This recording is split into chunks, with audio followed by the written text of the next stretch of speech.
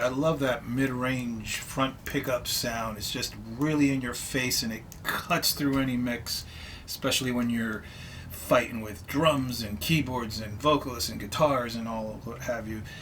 So I'm a big fan of having that mid-range really in your face like that. But I can back it off and turn the treble up and get kind of a scooped sound, and this bass has that in spades.